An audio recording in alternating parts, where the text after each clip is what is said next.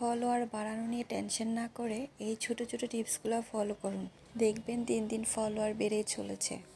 অন্যের ভিডিও চোখে পড়লে সেটা স্কিপ করে না গিয়ে ওখানে একটা গঠনমূলক কমেন্ট করে আসুন, এবং যারা কমেন্ট করেছে তাদের কমেন্টে একটা রিয়্যাক্ট দিয়ে আসুন, দেখবেন ফলোয়ার অনেক বেড়ে গিয়েছে।